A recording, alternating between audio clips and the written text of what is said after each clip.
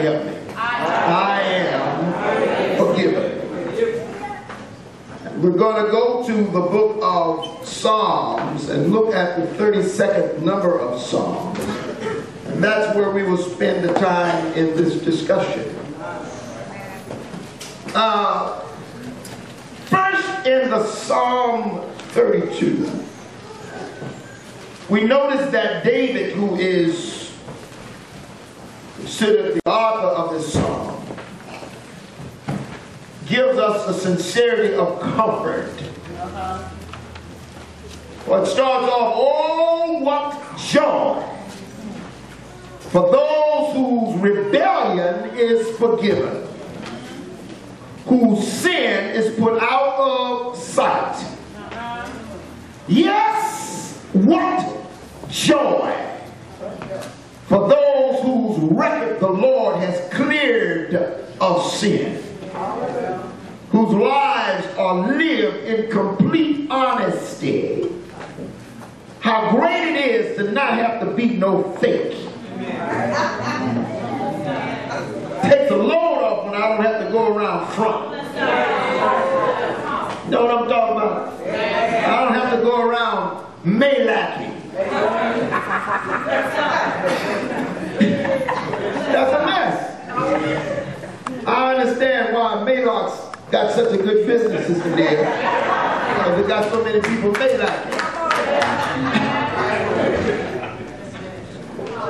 I'm not to the script yet. I'm trying to get to the script. Oh, what joy for those whose rebellion is forgiven. Now look, these first two verses are not only stated here by David, but if you read over in the book of Romans chapter 4, verses 7 and 8, you're going to hear Paul talking about the same thing.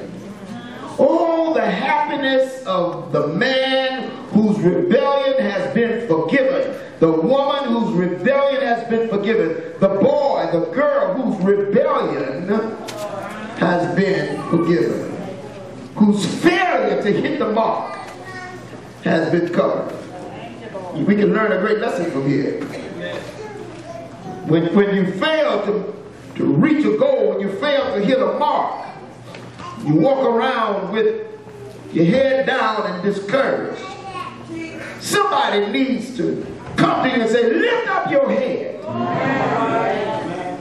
and be encouraged. This is not the end of the world.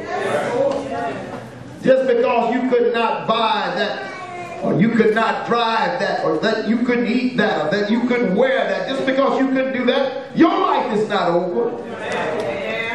There's life beyond maxed out credit cards. Hello.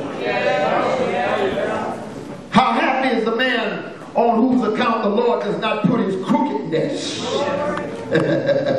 and whose spirit there is no deceit. See, look, David had been guilty. Listen carefully.